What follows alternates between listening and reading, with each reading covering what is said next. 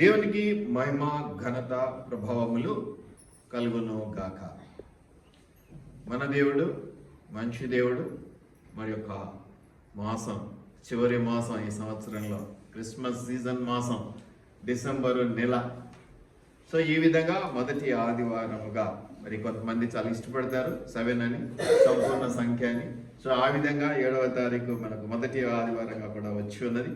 దేవునికి మహిమ కలుగును గాక. ఏ దినమైనా ఏ వారమైనా ప్రతిదీ కూడా దేవుని ఇష్ట ప్రకారం జరిగిస్తున్నటువంటివి. అవి దేవునికి మహిమకరంగా ఉన్నటువంటివి అనేది మనం జ్ఞాపకం చేసుకోవాలి. మొట్టమొదటిగా మరొకసారి నేను మీకు జ్ఞాపకం చేస్తూ ఉన్నాను. పోయిన ఆదివారం నుంచి కంటిన్యూషన్ ఈరోజు మనం చూడబోతూ ఉన్నాం. మొట్టమొదటి పోయిన ఆదివారం నేను మొదలుపెట్టినటువంటి మాట ఏంటంటే 3 అంశాలను నేను జ్ఞాపకం చేస్తూ ఉన్నాను. మొట్టమొదటి కృప, రెండవది విశ్వాసం, వెరీ నైస్, మూడవది మహిమ. మనము కృప చేతనే రక్షించబడి ఉన్నాం. మనం రక్షించబడటానికి పెద్ద పెద్ద కారణాలు, లేకపోతే మనం గొప్పతనము, మన అందము, మన చదువు, మన డబ్బు, లేకపోతే ఇంకేదో కారణము కాదు. కానీ దేవుని కృప చేత, కృప ద్వారా రక్షించబడి ఉన్నాం. ఈ రక్షణ ఉచితము. దేవుడు ఆ విధంగా కృప చేత మనకు ఆ రక్షణ అనుగ్రహించి ఉన్నాడు. కాబట్టి మొదటి ప్రధాన అంశము కృప. రెండవది ఏమిటంటే, మరి కృపను పొందుకొని రక్షించబడ్డ మనం విశ్వాసంలో కొనసాగాల్సినటువంటి వారంగా ఉంటూ ఉన్నాం. విశ్వాసం ఎంత బలంగా మనం పోయి చేసుకుంటామో, ఎంత బలమైన విశ్వాసంలో మనం అడుగులు వేస్తామో అంతగా మనం దీవించబడుతూ ఉంటాం. విశ్వాసంతో పాటు క్రియలు, ఇప్పుడు చెప్పాను ప్రతిదీ కూడా యాక్షన్స్ చాలా కదా. ఎన్నో మాటల కంటే ఒక చిన్న యాక్షన్ చాలా ఎక్కువగా మాట్లాడుతుందట. నువ్వు 100 మాటలు చెప్పే బదులు ఒక చిన్న యాక్షన్ చూపిస్తే తొందరగా అర్థమవుతుందంటే అవతల వాళ్ళకి. అంతేకాకుండా వాళ్ళు చాలా ఎక్కువగా దాని నుంచి నేర్చుకోగలుగుతారట. కాబట్టి విశ్వాసముతో కూడా క్రియలు అనేది మాట మనం గమనించుకుందాం. కాబట్టి విశ్వాసము చాలా ప్రధానమైనటువంటిది. మరి ఇక రక్షించబడినటువంటి మనం విశ్వాసము ద్వారా మరి చివరిగా ఈ లోకంలో ఈ జీవితాన్ని కొనసాగించి ముగించుకుంటాం. బాగానే ఉంది, అంతవరకు బాగానే ఉంది. అయితే ఆ ముగింపు యొక్క టార్గెట్ ఏమిటి, ఆ ముగింపు యొక్క గమ్యము, గోల్ ఏమిటి అంటే, మనం ఇంత సంపాదించుకున్నాం, ఇంత పేరు తెచ్చుకున్నాం, మనం ఇన్ని ఆత్మలు, ఇవన్నీ ఒక ఎత్తు, అవన్నీ లేవని నేను అన్నాను. కానీ ప్రధానమైన అంశం ఏంటంటే, మనము ఆ దేవుని మహిమపరచడం అనేది. మనము దేవుని మహిమపరచడానికే దేవుడు తన స్వహస్తముతో మనం చేసుకున్నాడు. కాబట్టి మన జీవితము ద్వారా, మన రక్షణ ద్వారా, మన విశ్వాసము ద్వారా మనము దేవుని మహిమపరచవలసినటువంటి భారము కలిగి ఉన్నాం, బాధ్యత కలిగి ఉన్నాము. కాబట్టి మన జీవితం యొక్క గొప్పతనము లేదా చివరి అంశం ఏమిటంటే దేవుని మహిమపరచటమే. అందుకే ఈ మధ్య ఒక ఆయన అన్నారు, మనము దేవుని మహిమపరచటమే బాగుంది, కానీ మనమే దేవుని మహిమ అయి ఉన్నాము అన్నారు. క్రిస్తు ప్రోగ్రామ్ లో మనం చూసినప్పుడు ఆయన ఏమన్నారంటే, మనమే దేవుని మహిమ. ఎందుకంటే అంత ముచ్చటగా చేసుకున్నాడు, మహిమగా చేసుకున్నాడు, ఇష్టంగా చేసుకున్నాడు. మనల్ని చూస్తే దేవుని, మనం ఆకాశ విశాలములను చూసి, దావీదు ఏమంటాడు, రాత్రి పడుకొని పైకి చూస్తే నీ పనితనం ఎంత గొప్పది, నువ్వు ఎంత మహత్వ కలిగినటువంటి దేవుడు అనేది ఈ ప్రకృతి, ఆకాశం, ఈ చుక్కలు, ఈ యొక్క చంద్రుడు చెప్తున్నాడయ్యా, మరి ఎట్లా, ఎంత బాగుంది ఈ సందర్భం అని అన్నాడు కదా. అలాగే మనం ఏమై ఉన్నాము అంటే, మనము దేవుని మహిమ అయి ఉన్నాము. You are not an ordinary person. నీ ఒక సామాన్యమైనటువంటి వ్యక్తివి కాదు. వ్యక్తివి అని అంటున్నానంటే మీ కాదని కాదు, మీరే ఎక్కువ ఉన్నారు. కాబట్టి ఏ సంఘమైనా స్త్రీలు ఎక్కువ కాబట్టి అందరికీ కలిపి వాక్యం. అందుకే నేను చెప్పింది స్త్రీలింగం పుల్లింగం కాదు, అందరికి కలిపి ఒకటే రకమైనటువంటి జీవపు మాట దేవుని నోటి నుంచి వస్తా ఉంది, అది అందించబడతా ఉన్నది. కాబట్టి మహిమాన్వితమైనటువంటి దేవుడు, మహిమ కలిగినటువంటి దేవుడు, తన మహిమ గల హస్తముల ద్వారా మనల్ని చేసుకునేటువంటి దేవుడు ఏమి కోరుకుంటూ ఉన్నాడు అంటే మహిమ. అందుకే మనం చనిపోయి ఒక వాక్యం చెప్తాను, ఏమని చెప్తుందంటే, ఈ రక్త మాంసములు ఏంటి, ఈ రక్త మాంసములు పరలోక రాజ్యమును స్వతంత్రించుకొనలేవు. కాబట్టి ఏం చేయాలి, మహిమా శరీరముగా మార్చబడాలి. అంటే మహిమ కదా. ఈ మనిషినంతా కూడా ఎవరు కవర్ చేస్తున్నారు, ప్రేమ, దేవుని మహిమ కవర్ చేస్తాం. కాబట్టి మహిమ చాలా గొప్పది. దేవుని మహిమతోనే మనం కార్యాలు చేయగలుగుతాం. ఆ మహిమ అనేది ఎట్లా, దేవుని పరిశుద్ధాత్మ శక్తి ద్వారా వచ్చేటువంటి. కాబట్టి కృపతో రక్షించబడ్డావు. కాబట్టి విశ్వాసంతో కొనసాగాలి, మంచి క్రియలు కలిగి ఉండాలి.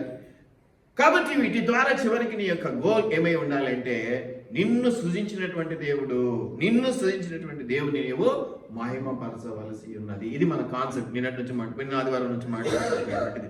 కాబట్టి మళ్ళీ మనం చూసుకుందాం. చాలా వరకు ఏంటంటే క్రిస్టియానిటీ అనగానే it's a religion. It's not a religion, it's a relationship. మహిమ గల మనిషిగా మార్చబడడం అంత ఈజీ కాదు. సత్పురుషులు ఉన్నారు, మంచి వాళ్ళు ఉన్నారు, అన్ని చోట్ల ఉన్నారు. ఏ కులం, ఏ మతం, ఏ ప్రాంతం భేదం లేకుండా మంచి వాళ్ళు అనేకులు ఉన్నారు కాబట్టి దేశం ఈ మాత్రం ఉంది. కాబట్టి మంచివారు లేక కాదు, మహిమాన్వితులు కావలసి ఉన్నది, మహిమ గల వాళ్ళు కావలసి ఉన్నది. మహిమానంగానే తంత్రం తుంత్రం ఫుట్ పట్ కిట్ అది కాదండి. మళ్ళీ మహిమలు అంటే అవి అనుకుంటారు మీరు, కాదు అవి కాదు. మహిమా స్వరూపుడైనటువంటి దేవుడు ఏమన్నాడు ఆదికాండం 1వ అధ్యాయంలో? మన స్వరూపమందు మన పోలిక చొప్పున అన్నాడు. దేవుడు చాలా గొప్పవాడు, మహిమాన్వితుడు, పుణ్యపురుషుడు, ఇక అన్నీ ఉన్నాయి కదా, సాత్వికుడు, సమాధానపరుడు, ఇంకా లోకరక్ష, ఇవన్నీ ఉన్నాయి కదా. నువ్వేమో ఆయన చేసుకున్నాడు కాబట్టి ఆయనకేమవుతాము? Yeah, that's all simple. నేను ఆయన చెప్తున్నాడు ఒక ఆయన, అట్లాగే 2+2 అంటే కూడా ఆలోచిస్తారంట విశ్వాసం. అట్లా తయారై కూర్చున్నాను. సింపుల్ ఆన్సర్స్ కూడా చెప్పు. ఆయన కుమారులు, మరి ఇప్పుడు నీ కుమారునికి నీ పోలికలు వచ్చినాయి. పోలికలైనా కొన్ని అలవాట్లు కూడా వచ్చింటాయి. అలవాట్లు కూడా వస్తాయి కదా, అది ఉంటాయి కదా, DNA జీన్స్ ఎఫెక్ట్ ఉంటుంది కదా. మరి ఆయన కుమారులమైన నీకు మరి మహిమ, నువ్వు ఎంతసేపు దానగుణం, దైవగుణం అవి అంటున్నావు. ఆ మహిమ కదా, ఆయన మహిమ కల దేవుడు ఆ మహిమాన్వితుడిగా మార్చడమే కోరుకుంటూ ఉన్నాడు. కాబట్టి మహిమాన్వితులుగా మనం మార్చబడాలి. దానికోసం ఆ ప్రభువుకు ఆ కృప మన మీద ఉన్నది. అంతేకాక పరిశుద్ధాత్మ దేవుడు మనకు సహాయం చేస్తూ ఉన్నాడు. కాబట్టి ఆయన ఆదరణ, ఆయన భద్రత, ఆయన క్షేమం, ఆయన సమాధానం అంతా కూడా ఉంది. కాబట్టి మనం ఇంకా భద్రతలో, క్షేమంలో ధైర్యంగా ముందుకు వెళుతూ ఆయన రూప్యంలోనికి, ఆయన సారూప్యంలోనికి మనం మార్చబెడతా ఉన్నాం కదా. ఇది ఒక ప్రాసెస్, నడిచిపోతా ఉంటాం బతికినంతకాలం కదా. పోరాటమే క్రైస్తవ జీవితము, బ్రతికినంతకాలం అది పోరాటమే. ఎందుకంటే మంచి మానవత్వం, పాపం, ఎందుకంటే పడుతూ ఉంటాం, లేస్తూ ఉంటాం, నేర్చుకుంటూ ఉంటాం, అది ఉన్నది పోగొట్టుకుంటాం, కొత్తవి తెచ్చుకుంటూ ఉంటాం. ఇలా రకరకాలుగా ఏమంటారంటే దీన్ని స్పిరిచువల్ వార్ అంటారు, ఆధ్యాత్మికమైనటువంటి పోరాటం. కాబట్టి ఇంత పోరాటం చేయరు బయట వాళ్ళు. కాబట్టి ఏమైపోతుందంటే ఏదో జరిగిందన్నా, వచ్చింది తీసుకున్నాం అంటారు. కానీ వచ్చింది తీసుకున్నాం అనడానికి కూడా 1,00,000 ప్రశ్నలు ఉంటాయి మన దగ్గర. ఎట్టు వచ్చింది, ఎందుకు వచ్చింది, ఎలా ఉంది, ఏం కథ, ఎంత మనస్సాక్షి ఏంటిది, పరిస్థితి ఏంటి, నువ్వు ఏం చేసావు, ఇలా ఉంటుంది అన్నమాట. 5 రూపాయలు సంపాదించుకుంటే గొప్ప ఈ లోకంలో. దాన్ని ఎలా సంపాదించుకున్నావో క్రైస్తవులు నువ్వు చెప్పాల్సి ఉంటుంది దేవునికి. అది ప్రశ్న. అందువల్ల ఏమవుతుందంటే కఠినత్వం పెరిగి అంత సులువు కాదు. ఏదో మనం మార్చుడు ఎవడు రాడండి, ఎందుకంటే కఠినత్వం ఎక్కువ. చాలా మంది ఏంటంటే అవి ఇవి మహిమలు అనగానే, మహిమలు వేరు, మహిమాన్వితుడుగా బ్రతకడం వేరు. మహిమలు అంటే మీకు అర్థం కాదు, అద్భుతాలు. అందరికీ అద్భుతాలు సాధ్యం కాదు, అందరం అద్భుతాలు చేయలేము. కానీ మనము మహిమాలు గల దేవుని బిడ్డలుగా బ్రతకటానికి, అట్టి ఆ గుణగణాలతో బ్రతకటానికి, అట్టి సాత్వికత సమాధానంతో బ్రతకటానికి దేవుడు మనల్ని ఏర్పాటు చేసుకున్నాడు. కాబట్టి క్రిస్మస్ సీజన్లో వీటన్నిటి మనం మళ్ళీ జ్ఞాపకం చేసుకోవాలి. ఆయన కృపను బట్టి రక్షించబడ్డాం. మనకు ఉన్నటువంటి యోగ్యత ఏమీ లేదు, మనల్ని విపరీతంగా ప్రేమించాడు. ఇప్పుడు చెప్పాను కదా, నేను నిన్ను ప్రేమిస్తున్నాను అనడానికి పలకమంటే 100 సార్లు చెప్తా, 1000 సార్లు చెప్తా. కానీ చూపించమంటే ఎలా చూపించాలో నాకు అర్థం కావట్లేదు. చాలా డిఫరెన్సెస్ ఉంటాయి. అంటే ఏజ్ డిఫరెన్స్ ఉంటుంది, జెండర్ డిఫరెన్స్ ఉంటుంది, మాట తీరులో డిఫరెన్స్ ఉంటుంది. కాబట్టి నిన్ను ఏ లెవెల్కి తీసుకెళ్ళి ఆ లెవెల్లో నీకు అర్థమయ్యేటట్టు చెప్పాలో నాకు తెలియట్లా. కాబట్టి నేను ఆగిపోతున్నాను. నాకు ప్రేమ ఉన్నది నీ మీద, బట్ ఎట్లా ఎక్స్పోజ్ చేయాలో తెలియట్లేదు. కానీ దేవునికి ప్రేమ ఉన్నది.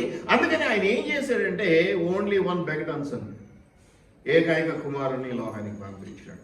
ఎంత కరుణ ఉంటే, ఎంత దయ ఉంటే, ఎంత జాలి ఉంటే, మన మీద ఎంత ప్రేమ ఉంటే, అంతేకాదు ఆయన బాధ్యత ఎంత ఉంది అని అనుకుంటే ఆయన పనిచేసి ఉంటాడు. బాధ్యతల నుంచి పారిపోవటం కంటే కూడా బాధ్యతలు నెరవేర్చడంలో దేవుని సహాయం తీసుకోవటం ఉన్నతమైనటువంటి విధానము. మనం ఇలా చెప్పంగానే అది చేత కాదు, నేను చేయనని పారిపోవటం కంటే సాధ్యమవుతుందా అని ట్రై చేయటం. ఎవరికైనా ఏదో చెప్తాడు, ఏదైనా నేర్చుకోవాలంటే ముందు ట్రై చేయాలా. అసలు రాదని పక్కకి వెళ్ళిపోతే ఎట్లా బాగుపడుతున్నావు అంటే అన్ని విషయాల్లో అదే, అది మనం చేస్తున్నాం అంతే. ఇతరులకు మనకి తేడా ఏంటంటే ఒప్పుకొని దేవుని యొక్క మనస్సాక్షిని బట్టి మనం ఎలా నడుచుకోవాలో మనం నేర్చుకుంటూ ఉన్నాం అంతే. మనం ఆల్రెడీ కంప్లీటెడ్ కాదు. అందుకే సంపూర్ణత అనే మాట మనం బైబిల్ ఎక్కువగా చూస్తాం. సంపూర్ణ పురుషుల మగు వరకు అంటే సంపూర్ణంగా ఏమి ఆల్రెడీ నేను పురుషుణ్ణి కాదా, సంపూర్ణత లేదా? ఇది కాదు, ఫిజికల్ కాదు, స్పిరిచువల్ గా సంపూర్ణత, నిండు కుండలాగా ఉండాలి, నిండుదనంతో ఉండాలి, ఆత్మీయంగా ఇది ఎట్లుంటదంటే అసాధ్యమైతే కాదు కానీ చాలా క్రిటికల్. అవతలకి మనకి పోరాటంలో తేడా ఏంటంటే ఇది మన ప్రయాస, అనుక్షణము మన పోరాటం. ఇది వాళ్ళు లోకపరమైన బ్రతుకు తెరువుల కోసం పోరాడుతూ ఉంటే ఆధ్యాత్మికంగా ఎదగాలనుకునేవాడు ఆత్మీయ పోరాటంలో అలసిపోతా ఉంటాడు. అందుకే ఎవరికైనా సహవాసం అవసరం. అందుకే దేవుడు ఈ సంఘాన్ని సహవాసానికి పెట్టాడు గుర్తుగా. సంఘ సహవాసం అంటారు. సంఘ సహవాసం అంటే ఏంటి? ఐక్యతతో ఒకరి కోసం ఒకరు అన్నట్టుగా ఏకీభవించి ప్రార్థించుకోవటం, పని చేసుకోవటం, ఇంకేదైనా కుటుంబ సహవాసం, కుటుంబం అంతా ఏకత్వంతో ఉండటం. ఇలాగా మనము దేవుని మహిమపరచడం మన టార్గెట్గా పెట్టుకొని విశ్వాసంలో నడవటానికి దేవుని కృప ద్వారా పిలువబడ్డటువంటి వారము అనేది నేను మీకు జ్ఞాపకం చేస్తా ఉన్నాను. మళ్ళీ ఒకసారి 2 పేతురు 3:18 నుంచి మనం మొదలు పెట్టుకుంటే 2 పేతురు 3:18 వచనంలో నుంచి మనం జ్ఞాపకం చేసుకుంటే చెప్పినటువంటి మాటలు 2 పేతురు 3:18.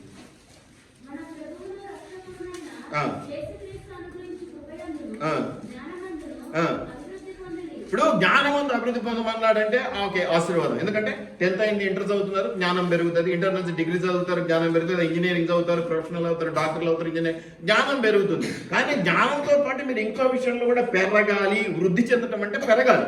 ఈ పెరగాలి, వృద్ధి చెందాలి అంటే జనరల్ గా మన కాన్సెప్ట్ లోకరీతిగా ఏంటంటే డబ్బు విషయంలోనో, లేకపోతే అందచందాల విషయంలోనో, చదువు విషయంలోనో, ఇంకా పలుకుబడి పెద్దది చేసుకోవడానికో, లేదా ఇంకా పొలాలు గట్రా ఎక్కువ అని కాదట. ఇంకొక మాటనే జోడించాడు, మిగతా ఏమి జోడించలా. చాలా రకాలు చెప్పి వీటన్నిటిలో మీరు అభివృద్ధి పొందుడి అనలా. ఏమన్నాడు? 2 విషయాలు ఇక్కడ జ్ఞాపకం చేస్తాడు. మొట్టమొదటిదే చాలా ప్రధానమై, ఎవరైనా మొదటిది ఇంపార్టెంట్ చెప్పుకుంటాం, రెండోది నువ్వు వినకపోయినా చూసేది చెప్పుకుంటాం. ఇక్కడ మొదటి మాట, ప్రధానమైన మాట ఏంటంటే కృపలో పెరగాలి. ఆయన కృప, ఉచిత కృప ద్వారా నువ్వు రక్షించబడ్డావు కాబట్టి కృప లేని వాడుగా నువ్వు ఉండకూడదు. నీవు కనికరము లేకపోతే కనికరము లేని తీర్పు నీకు వస్తుందని వాక్యం చెప్తుంది. కాబట్టి దేవుని బిడ్డలుగా, దేవుని కుమారులుగా, దేవుని సంతానముగా ఉన్నటువంటి మనం ఏమి కోరుకోవాలి అంటే లోకరీతిగా వచ్చేటి వస్తూ ఉంటే దాని గురించి పెద్ద వేదన పడాల్సిన అవసరం లేదు. అయితే పరలోకరీతిగా నీ స్వాస్థ్యం గట్టిగా ఉన్నదా? దేవునితో నీ సంబంధం బలంగా ఉన్నదా? నీ స్థానము పదిలపరుచుకున్నావా? నీ సీట్ రిజర్వ్ చేసుకున్నావా? ఆర్టీసీ బస్సుల్లో కదా, ఇప్పుడు కదేమో కానీ పాత రోజుల్లో విలేజ్లలో ఎగబడి కిటికీలో పనిచేసి కర్చీఫో సామానో పెట్టి ఈ సీటు నాది, నా అబ్బసొత్తు అన్నట్టే ఉంటుంది. లోపలికి వెళ్ళి ఎవడో నువ్వు కూర్చున్నాడంటే యుద్ధమే. ఇంకా నేను కట్టి ముందేసిన, టవెల్ ముందేసిన, ఇట్లా కూర్చుంటావు, ఇది నా సీట్ అంటాం. ఎవరి సీటు కాదు అది. మహా అంటే ఒక 3 గంటలు 5 గంటల ప్రయాణానికి నువ్వు కొనుక్కున్న సీట్ అంతవరకే. అది కూడా అప్పటికి ఇంకా టికెట్ కూడా తీసుకొని ఉన్నాడు వాడు. ఆఫ్టర్ ఒక చిన్న ఖర్చు వేస్తేనే దాని మీద నీ పేరు ఉండదు, ఊరు ఉండదు, నువ్వు అది ఉంటుంది ఒకటి, ముక్కు సీది మీద ఉంటుంది. దాన్ని పట్టుకొని ఇది నాది అంటావు. మరి అంత కృపతో తన ఒక్కగానొక్క కుమారుణ్ణి లోకానికి పంపించి నీకు పాపక్షమాపణ నిమిత్తమై బలియాగంగా అర్పించినటువంటి దేవుడు, కృప నుంచి నువ్వు పొందుకున్న స్వాస్థ్యము లేదా ఆశీర్వాదం ఉంది కదా, నువ్వు కృపలేని వాడుగా, కృపలేని దానివిగా మిగిలిపోతే ఎలాగా? కాబట్టి మొట్టమొదటి ఏమి ఉండాలి అంటున్నాడు. ఏమి అభివృద్ధి పరచుకోవాలి అంటే లేదని చెప్పట్లా, అభివృద్ధి పరచుకోండి అంటే అర్థం ఏంటంటే ఉంది, కొద్దిగా ఉంది, నీ దగ్గర ఉంది, దయ ఉంది, కృప ఉంది, ఇతరుల మీద జాలిపడే మనసు నీకుంది. కానీ ఎంత ఉంది? దేవుడు ఎంత ఉండాలని అనుకుంటున్నాడు అంత లేదు. నీవు ఎంత ఉంచుకోవాలనుకుంటున్నావు అంత ఉంచుకున్నావు, అంతే. తప్పంటాడు దేవుడు. ఏమన్నాడు? ప్రభు అని పిలిచి ప్రతివాడును పరలోక రాజ్యంలో ప్రవేశించలేడు, కానీ నా తండ్రి చిత్త ప్రకారం చేయవాడే పరలోక రాజ్యంలో ప్రవేశిస్తాడు. కాబట్టి ఇప్పుడు ఆయన చిత్త ప్రకారం నడుచుకోవాలా? మన చిత్త ప్రకారం మన ఆలోచనలు ఆయన మీద రుద్దాలా? ప్రార్థన కదా మనకు అలవాటైన ప్రార్థన. అది ఇది పెట్టు, అది పెట్టు కదా. క్రిస్మస్ బాగా చెయ్యి, భోజనానికి డబ్బులు, మంచి బిర్యానీ పెట్టుకునే తప్పు కాదు. అవన్నీ సెకండరీ. ప్రైమరీ ఏంటి? నువ్వు రా ఫంక్షన్ ఫస్ట్. ఎవరిని ఇన్వైట్ చేయాలి మనం? లేడా ఫోన్ చేస్తేనే వస్తామా అంటే వస్తాడా దేవుడు? ఏం చేయాలి? మనుషులమే మనం అలా అనుకుంటే దేవుడిని ఏం చేయాలి? రోజు ₹1 పిలవాలి, వచ్చేదాకా పిలవాలి. కాబట్టి మొట్టమొదట మన భారం ఏమై ఉండాలంటే నీవు నాతో ఉండుట వలన నాకు సమస్తము సాధ్యం. కాబట్టి నీవు నన్ను చేయి విడవకు కదా. ఆయన మంచిగా యుద్ధం అయిపోయిన తర్వాత కాలు పట్టేసుకున్నాడు. తెల్లారిపోతుంది, వెళ్ళిపోతున్నాడు దేవదూత, దేవుడు వాటెవర్ ఇట్ మే బి. పట్టుకున్నాడు. ఎవరు? రికార్డు గట్టిగా చెప్పాలి. యాకోబు. మస్తుగా ఆస్తులు ఉన్నాయి ఆయనకి. పాపం మహానుభావుడు, గొప్పోడు. అసలు ఆస్తులు గీస్తులు మస్తుగా సంపాదించుకున్నారు కదా ఆ రోజుల్లో. గొడ్లు, గోదాములు, పొలాలు. కానీ దేవదూత కలబట్టుకుని వదిలిపెట్టకపోతే వదులురా నాయన, తెల్లారుతుంది నేను పోవాలంటే ఏమన్నాడు? నన్ను ఆశీర్వదించితేనే కానీ నేను వదిలిపెట్టాను. ఏం తక్కువ ఉందని అడిగాడు ఆ మాట. ఏమీ తక్కువ లేవు. ఇంకా ఆత్మీయంగా ఆయన లోకపరమైనటువంటి అప్పుడు ఆ క్షణం లోకపరంగా చాలా ఉన్నత స్థితిలోనే ఉన్నాడు. ఆయన చాలా మంచి ధనవంతుడిగానే ఉన్నాడు. అయినా దేవదూతను వదిలిపెట్టలేదు. ఆ వదిలిపెట్టకుండా ఆయన అన్న మాట ఏంటంటే, నీవు అంటే ఏ ఆశీర్వాదం గురించి అడిగింటాడు? ఇంకా ఏం కావాలి? గొర్రెలు ఉన్నాయి, ఇవన్నీ ఉన్నాయి, బర్రెలు ఉన్నాయి, అన్నీ ఉన్నాయి కదా, మరి ఇంకేం కావాలని నేనేమనుకుంటానంటే ఇంకా ఆత్మీయంగా. ఎందుకంటే పాప క్షమాపణ పొందుకునేటువంటి బిడ్డగా యాకోబు అంటేనే మోసగాడిగా చిత్రీకరించబడి మోసము చేత తండ్రి యొద్ద నుంచి ఆశీర్వాదాలు దొంగిలించేటువంటి బిడ్డగా ఉంటూ ఉన్నటువంటి వాడు ఆయన. ఆయన మానవ రక్షణలోనికి వచ్చి యాకోబు ఇజ్రాయేలుగా మార్చబడినప్పుడు ఇజ్రాయేలుకు రావాల్సినటువంటి ఆశీర్వాదం నాకు ఇస్తేనే గాని నాకు యాకోబుగా ఉండవలసిన ఆశీర్వాదాలు ఉన్నాయి. బట్ నేను ఇజ్రాయేలుగా మార్చబడాలి అంటే ఇజ్రాయేలుగా మార్చబడడానికి అవసరమైన ఆశీర్వాదాలు నువ్వు ఇస్తే కానీ నేను వదిలిపెట్టాను అన్నాడు అని నేను అనుకుంటూ ఉన్నాను. కాదంటారా? యాకోబుగా ఉండవలసిన ఆశీర్వాదాలు మస్తుకున్నాయని. ఆయన ఇజ్రాయేల్, అక్కడే కదా ఇజ్రాయేలు పోరాడి గెలిచిదివి, ఏంటి నుంచి నువ్వు మరి యాకోబుగా ఉంటానంటే ఏంటి నువ్వు? ఎంతసేపు లోకపరమైనటువంటి కార్లు కావాలి, బంగ్లాలు కావాలి, అవి కావాలి, అవి నేను తప్పని అనడం లేదు. మళ్ళా మీరు ఇట్లా అంటున్నాయి తప్పేపట్టాలని కూడా కండి, అవి తప్పని అంటాను. బట్ నువ్వు కోరుకోవాల్సిన ఆశీర్వాదాలు ఏంటి? నేను ఇజ్రాయేల్గా మార్చబడడానికి కావాల్సిన ఆశీర్వాదాలు, నీవు ఇజ్రాయేల్గా మార్చబడడానికి కావాల్సిన ఆశీర్వాదాలు, నీవు ఇజ్రాయేల్గా మార్చబడడానికి కావాల్సిన ఆశీర్వాదాలు. ఇజ్రాయేలీలు అంటే దేవుని సంతతి, దేవుని బిడ్డలు. యాకోబు అంటే లోక సంతతి అనుకున్నాను ఇంకా, ఎందుకంటే లోకపరంగానే మోసం చేశాడు. ఆస్తులు కదా, అన్నను కూడా మోసం చేశాడు పాపం. చిక్కుడికి కూర పెట్టి చేస్తత్వాన్ని కొట్టేసినాడు. ఇదిగో ఇట్లా తమాష కదా. అందుకని మారుమనసు రక్షణ విషయంలో దేవుని కృప ఎంతో అవసరమైనది. దేవుడు అలా కృపను దయచేసిన అవసరమైంది కాబట్టి నేను డిమాండ్ పెంచుకుంటా అని అనలా. దేవుడు చాలా విచిత్రమైన పరిస్థితి. కొంచెం అవసరమైతే డిమాండ్ చేస్తాం. ఇంకా నీది కొంచెం నాకు అవసరం పడితే నువ్వు నా కింద దొరకవు, గాల్లో తేలాడుతావు. అట్లా చేస్తేనే వస్తా, ఇట్లా చేస్తేనే వస్తా అనేటోళ్ళు మనం చూస్తుంటాం. అవునా కాదరా? ఈవెంట్స్కి అట్లా కొంతమంది అయితే ఏంటారు కదా, అవసరాన్ని బట్టి ఆడుకుంటారు. మనం ఇంకో ₹100 ఎక్కిస్తే వస్తా, నాకు బిర్యానీ పెట్టిస్తే ఇస్తా, పార్టీ ఇస్తే వస్తా కానీ అంటూ ఉంటారు. కానీ దేవుడు ఎంత మంచి దేవుడు అంటే ఉచితముగా కృపను అనుగ్రహిస్తూ నువ్వు ఏమన్నా ఇంకా ప్రేమిస్తున్నావు. అటువంటి ప్రేమను పోగొట్టుకోకూడదు. దేవుడు చూపించడానికి ఆయన దేవుడు కాబట్టి మనలాంటి కొన్నిసార్లు చూపించడానికి వీలు కాదు. ఓకే, ఐ లవ్ యూ చెప్పగలం అంతే. నిజంగా దాని యొక్క అవసరం వచ్చినప్పుడు, అవకాశం వచ్చినప్పుడు దేవుడు దగ్గర ఇస్తాం, అది చూపించగలుగుతాం. బట్ ప్రతిసారి చూపించలేం కదా. ముఖ్యంగా బయటి వాళ్ళైతే, కుటుంబ సభ్యులైతే ఏదో ఒక రకంగా చూస్తూ ఉంటాం రోజు కాబట్టి. బయటి వాళ్ళైతే ఏం చేయగలం? ఏదో ఒక రీతిగా చెప్పాలి అంటే ప్రతిసారి వెళ్ళి వాళ్ళు చూపించలేం కదా, ఇంత ఉంది నాకు నీ మీద ప్రేమ. కాబట్టి అంత గొప్ప దేవుడు, కృపను ఇచ్చినటువంటి వాడు, కృప ద్వారా మనల్ని రక్షించుకున్నటువంటి వాడు. యాకోబుని ఇజ్రాయేల్గా మార్చి యాకోబు ఆశీర్వాదాలు అనేవి కాకుండా, నువ్వు యాకోబుగా చాలా పొందుకున్నావు కాబట్టి అవి తీసేసి ఇవి ఇస్తానలా చాలా విచిత్రమైనవి అవి ఉన్నాయి. లోకపరమైన ఆశీర్వాదాలు ఉన్నాయి. ఇంకా ఇజ్రాయేలుగా మార్చబడడానికి కావాల్సిన ఆశీర్వాదాలు కూడా ఇచ్చాడు. నీవు అది గ్రహించాడు. యాకోబు విషయం ఏంటంటే, నీకు నాకు లేని విషయం ఏంటంటే నాకు కారిచ్చాడు, అందుకే ఆగిపోతున్నాం. ఇంకా నేను ఇజ్రాయేల్గా మార్చబడలేదు. ఇజ్రాయేల్గా మార్చబడడానికి కావాల్సిన ఆశీర్వాదం నీ నుంచి నాకు దక్కాల్సి ఉన్నది, అది ఇస్తే కానీ నేను వదిలిపెట్టున్నా అనే ప్రార్థన మనం చేయలేకపోతున్నాం. ఇంకా లోకపరమైనటువంటివి చదువు ఇవన్నీ కాదని నేను అన్నాను, అవి కూడా అవసరాలే, కావాలి. బట్ నీకు మొట్టమొదటి కావాల్సింది ఏంటంటే ఆధ్యాత్మిక చింతన అవసరం. క్రిస్మస్ సీజన్లో ఉంటూ ఉన్నాం, ప్రభు కృపను ఎక్కువగా పొందుకున్న క్రైస్తవ జీవితాన్ని జీవించాలని ఆశపడుతూ ఉన్నాం.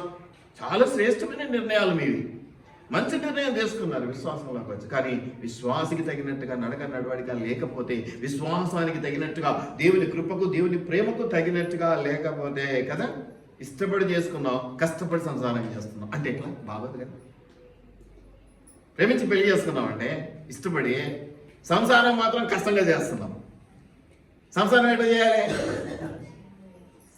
ఇష్టపడి పెళ్లి చేసుకున్నాను, మాకు తెలుసు అన్నీ. నవ్వుతావు మళ్ళీ దొంగ. సంసారం ఎట్లా చేయాలి? ఎట్లా చేస్తున్నావా మరి నువ్వు? కష్టమే.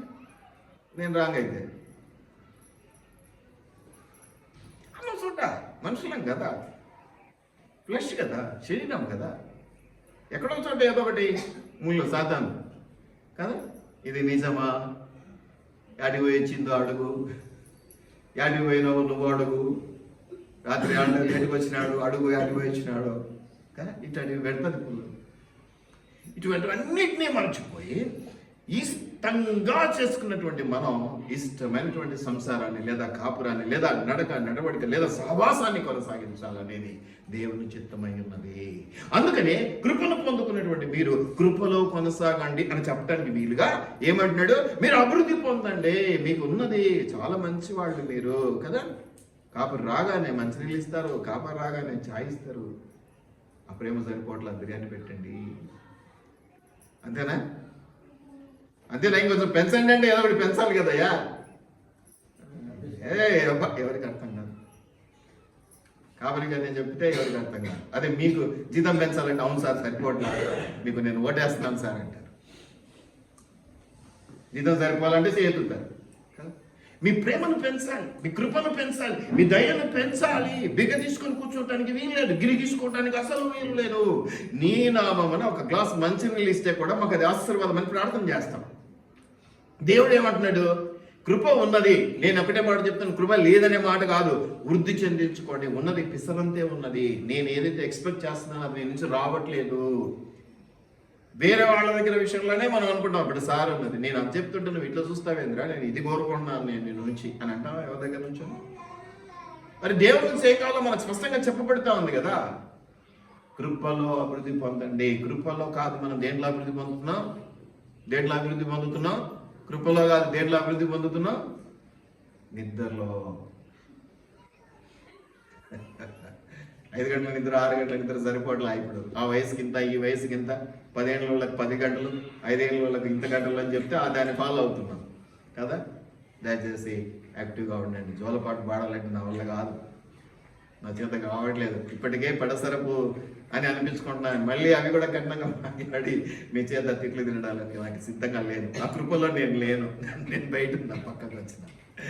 కాబట్టి మీరు జ్ఞాపకం చేసుకో, కృపలో అభివృద్ధి పొందండి. కృప తర్వాత జ్ఞానం. మీరు జ్ఞానంలో కూడా అభివృద్ధి పొందుతారు. ఆటోమేటిక్గా దేవుని కృపను పొందుకొని దేవుడితో ఉంటే జ్ఞానంలో ఏముందండి? యెహోవా యందు భయభక్తులు కలిగి ఉంటే జ్ఞానం నాకు మూలము.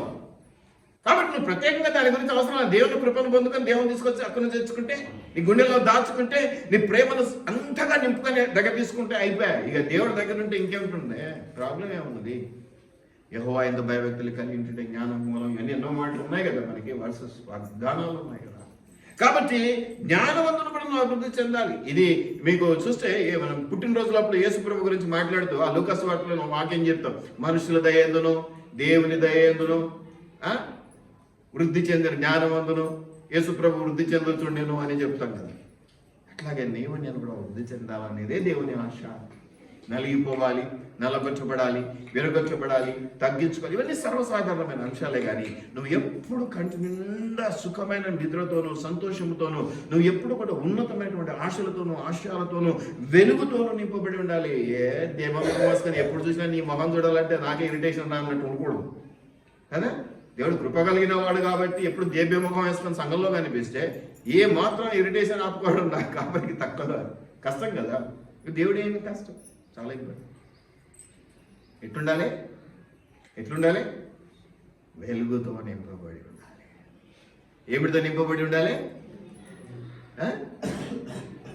మీరు లోకానికి వెలుగే అన్నారు. ఒకటేనా? అది ముందు తిండి ఉప్పు ఉంటే టేస్ట్ ఎక్కువ ఉంటుంది.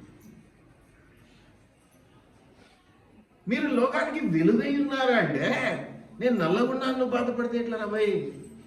నలుపుకు వెలుగుకు సంబంధం లేదురా నాయన. తెల్లగున్నలో ఎక్కువ వెలుగుంటుంది అనుకోవడం తప్పురా నాయన. హృదయం ఏమిటి? హృదయం.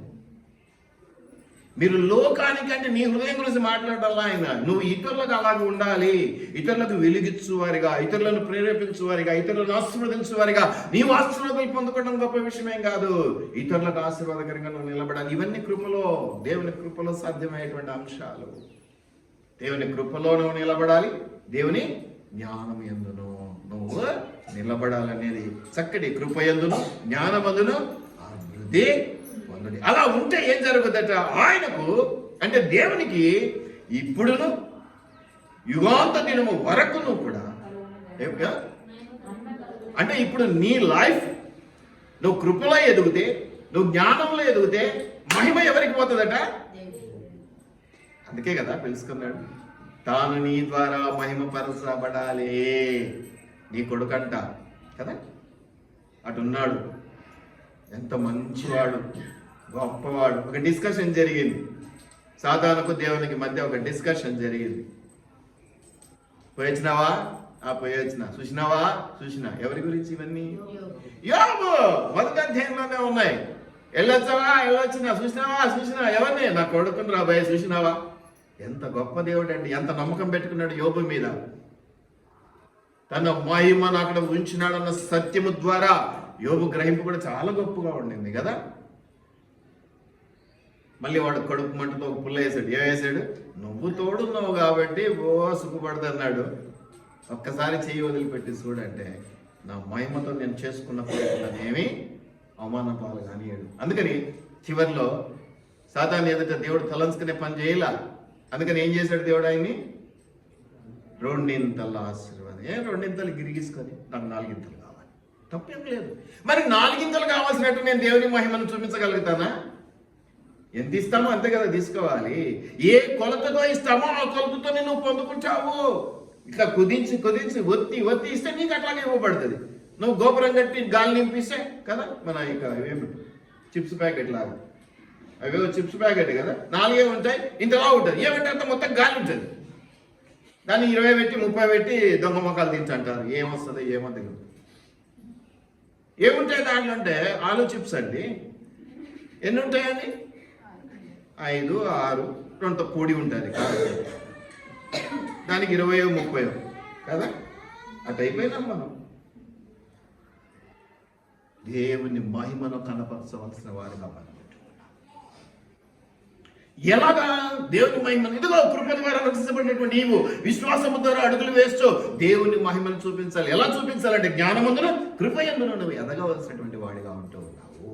అది ఎవరైనా స్త్రీ పురుష భేదం లేదు, వయోభేదం అంతకంటే లేదు. నువ్వు ముసలాడివి పనికి రావు, నువ్వు ముసలిదానికి పనికి రావడానికి వీలే లేదో. ఎవరి ద్వారా అయినా దేవుడు మహిమపరచబడతాడు. అది దేవుని చిత్తం, దేవుని కృప. చేయవలసిన పనిముట్టుగా. అందుకని మనం ఏం ప్రార్థన చేస్తాం? నీ చేతిలో పనిముట్టుగా నన్ను వాడుకోలేవా? నీ చేతిలో పనిముట్టుగా నన్ను వాడుకోలేవా? దేవుని చేతిలో పనిముట్టుగా వాడడం, కాపరి చేతిలో పనిముట్లుగా వాడబడడం, దేవుని సంఘంలో పనిముట్లుగా వాడబడడం గొప్పనైన ఆశీర్వాదము. ఎంత ఆశీర్వాదం అంటే, మనం ఈరోజు అనేకమైనటువంటి సాక్ష్యాలను కలిగి ఉంటున్నాం. సాక్ష్యాలు అనగానే తుమ్మాను హాచని శబ్దం వచ్చింది అంటే కాదు, అది సాక్ష్యమే కాదు, అది సహజ లక్షణం. తుమ్మితే హాచనే అంటారు, ఇంకేమి అనరు. ఇవి కాదు సాక్ష్యం, అద్భుతమైన సాక్ష్యం. నేను చెప్తా ఉంటాను, లాజరు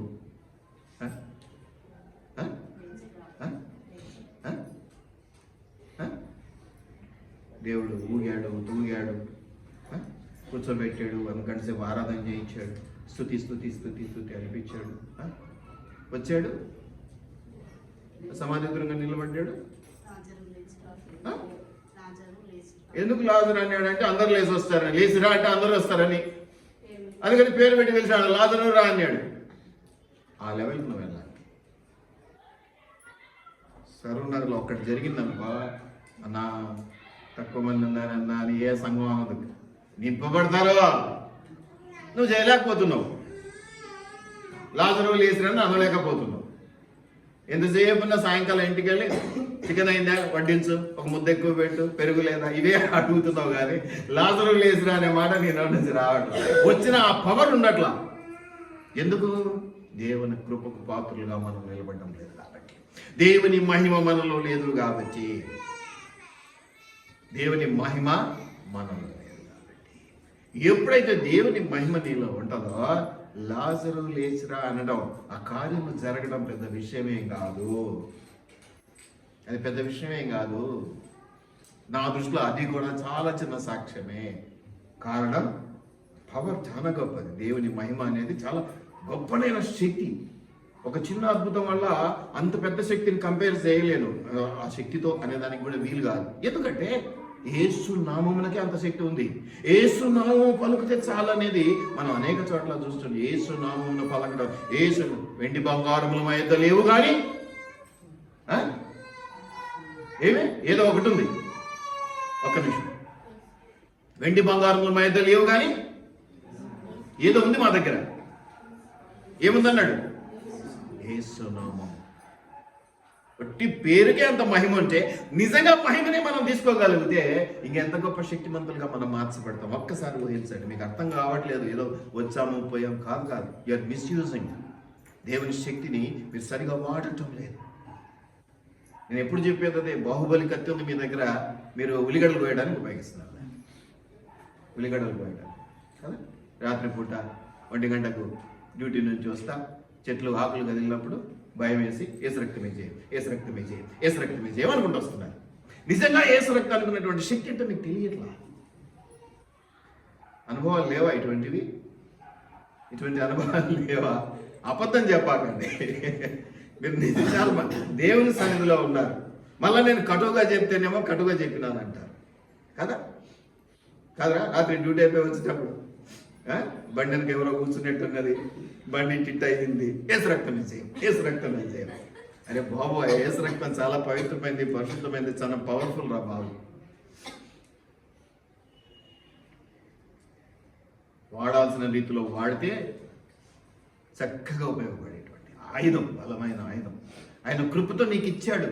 నువ్వు యోగ్యుడు అని కాదు, నువ్వు మంచి సైనికుడు అని కాదు, కానీ ఇచ్చిన తర్వాత మాత్రం నువ్వు ఒక మంచి సైనికుల్లాగా మారాలి కదా. ఇంకా నువ్వు మారకపోతే, ఇంకా దాని గురించినటువంటి అలవాటు ఆలోచన నీకు కలగకపోతే, క్రైస్తవ్యం అంటే ఎందుకు? అన్యుల మధ్య మిమ్మల్ని బట్టియే కదా నా నామము. కానీ ఆయన నామం ఎంత శక్తి కలది మీకు నాకు తెలుసు. యేసు నామం అనేది కలుగును గాక అంటే కలిగే పరిస్థితి. దాన్ని ఎవరు డౌన్ చేసినారు? మళ్ళీ అదే వాక్యంలో మిమ్మల్ని బట్టియే కదా అన్యుల మధ్య నా నామము అంటే ఇప్పుడు మనమా దేవుడు తగ్గాడు? దేవుడు విలువ తగ్గిందా తగ్గించింది మనం? ఇప్పుడు తగ్గించినందుకు మనకు పనిష్మెంట్ ఉంటుందా, ఆశీర్వాదం ఉంటుందా? ఎందుకు సార్ ఎప్పుడో చెప్తారు? చెప్పండి. మీరు ఆశీర్వదించబడతారు కాక నా పలుకదే, నా మనసు అది. మీరు ఆశీర్వదించబడి మార్పు చెంది ఆశీర్వదించబడితే బాగుంటుంది కదా. గాయము పోవాలి అంటే పైన తుడిసి, ఆ పౌడర్ వేసి, ఈ పౌడర్ వేసి, ఆయింట్మెంట్ కట్టి, ఈ ఆయింట్మెంట్ కట్టి కట్టుకడితే కుదరదు. ఎటుండాలమ్మా? మొదట ఎంత నొప్పి అన్నా కలగని చీమంతా తీసేయాలి.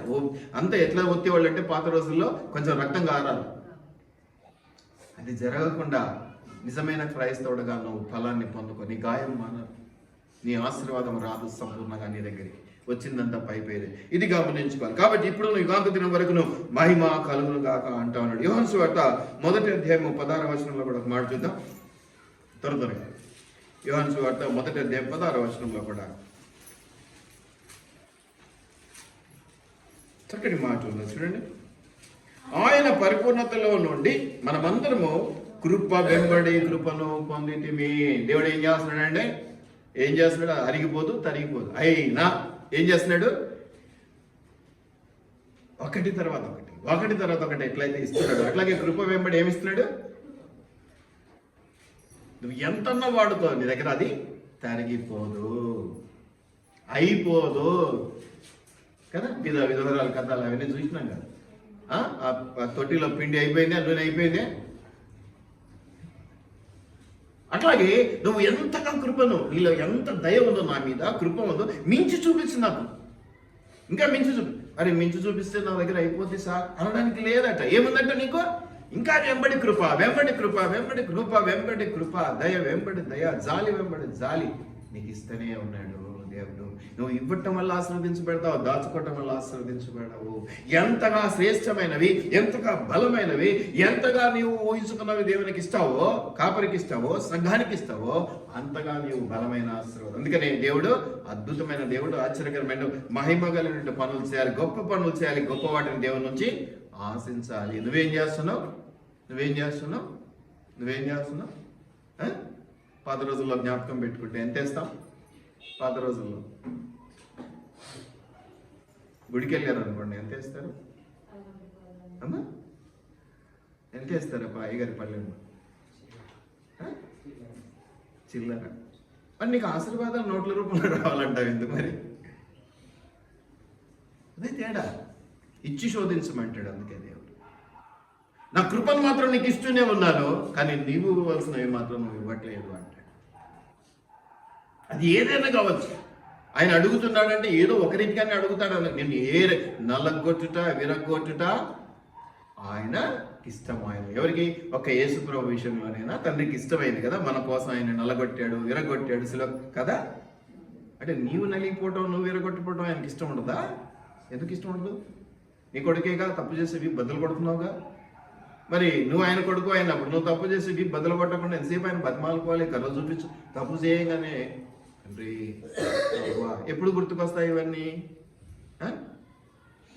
ఆపదలు వస్తాయి, ఇరుకులు వస్తాయి, ఇబ్బందులు వస్తాయి. అప్పుడు అవును ప్రభా, అప్పుడు అట్ట చేసింది ప్రభా, అందుకే వచ్చింది ఎవరైనా క్షమించు ప్రభా, పాప క్షమాపణ దయచే రక్తంతో కడుగు, శుద్ధీకరించు.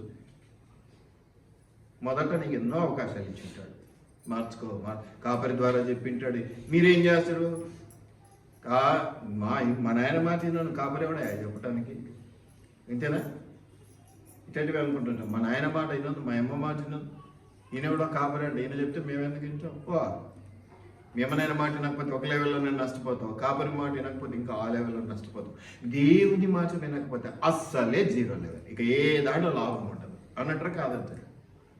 దయచేసి జ్ఞాపకం పెట్టుకోండి. ప్రేమైనటువంటి దేవుని బిడ్డలారా, ఎంత చక్కటి మాట.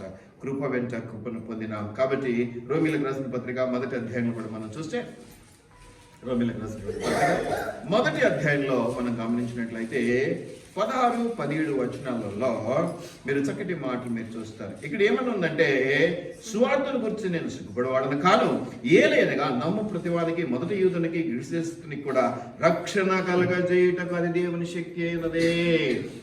అది దేవుని శక్తి అయి ఉన్నది. స్వార్థ ప్రకటించడానికి, రక్షణ కలుగ చేయటానికి దేవుడు అవి ఉపయోగించాడు. నువ్వేం చేస్తున్నావు?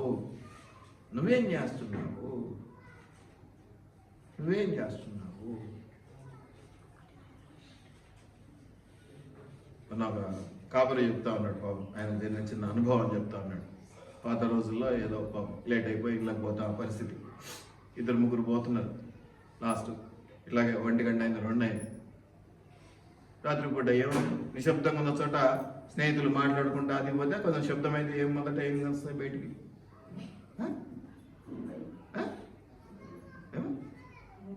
కుక్కలు. మీరు 2+2 అంటే కూడా ఆలోచన చేస్తారు. ఇదే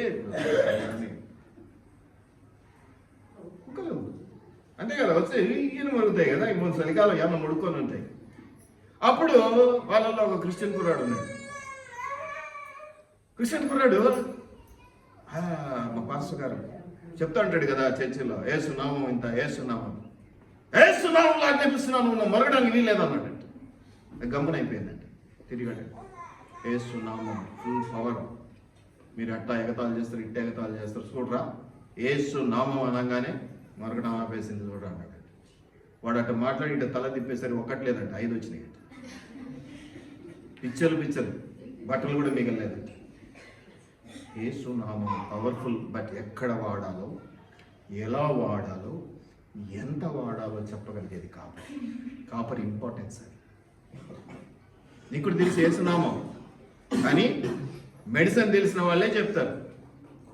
నువ్వేం చేస్తావు? జ్వరం రాగానే డోలో 650 అలవాటైంది, రోజు వేసుకుంటావు నువ్వు 4 రోజులు. కానీ చదువుకున్నవాడు చెప్తాడే 3 రోజులు వేసుకోవాలి, 3 పూట్లనే వేసుకోవాలి. అది చెప్పగలిగేది ఎవరు?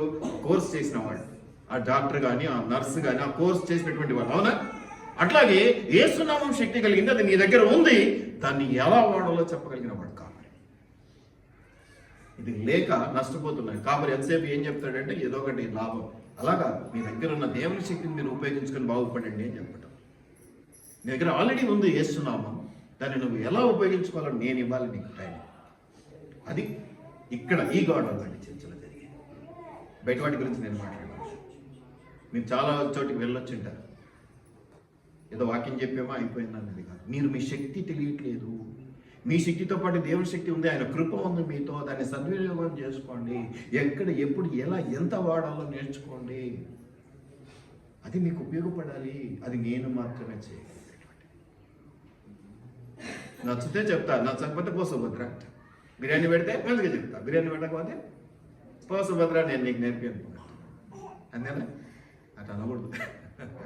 దేవుడు ఒప్పుకోడు. నేర్పించాలి, బట్టి మానుకోవాలి, గద్దించాలి, హెచ్చరించాలి, కోప్పడాలా, మళ్ళీ రమ్మా రా నేర్చుకో, ఇది పద్ధతి అని పోగొట్టుకో. దయచేసి ఒక్కసారి వింటే గద్దింపులు ఎక్కువలో, వినకపోతేనే స్టేజ్ పెరుగుతుంది. గద్దింపులు అనేటివి ఎందుకు పెరుగుతాయి తెలుసా? ఒకసారి విన్నది అనుకోండి, గద్దించాల్సిన అవసరం ఉండదు కదా. అది ఎవరికి ఉండదు, దేవునికైనా. ఒక్కసారి చెప్పగానే స్వప్నం అయిన తర్వాత రమేష్ అన్న 10 సార్లు కోపం ఎందుకు చేస్తాడు? వినరు. మన నైజం అది కదా. మీరే కదా ఎవరైనా కదా. వింటే తగ్గిపోయినట్టు, వింటే అలుసైపోయినట్టు, వింటే బలహీనపడినట్టు అనుకుంటాం. ఈయన చెప్తే నేను వింటే నేనేంటి, నా పరపతి ఏంటి, నా పరిస్థితి ఏంటి అని అనుకుంటాం. అదే అక్కడే వచ్చింది బ్రేక్. ఆ ఈగోతో నష్టపోతున్నా. తెలియదు మీకు ఈగో, కానీ నాకు తెలుసు ఎంత ఈగో ఉందో. ఏంటిది ఇంత ఈగోతో ప్రవర్తిస్తున్నారు? నా గురించి నాకు తెలియదు, నాకు ఇంకొకటి చెప్పాలి. అయ్యగారు మీరు ఆ రోజు ఇట్లా ప్రవర్తించారు అంతే కదా. జనరల్గా మంది మనకు కనపడదు.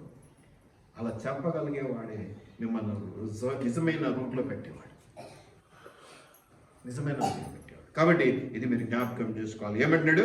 నీతిమంతుడు విశ్వాస మూలముగా జీవించినని వ్రాయబడిన ప్రకారము విశ్వాస మూలముగా అంత ఏమంట, ఆడనేమో కృప వెంబడి కృప, ఈడనేమో ఏంటంట ఇంత విశ్వాసము, ఈ విశ్వాసము అంతకంతకు కలుగునట్లు. అంటే అంతకంతకు విశ్వాసం కలుగునట్లు అంటే పెరుగుతుందే తగ్గుతుందే?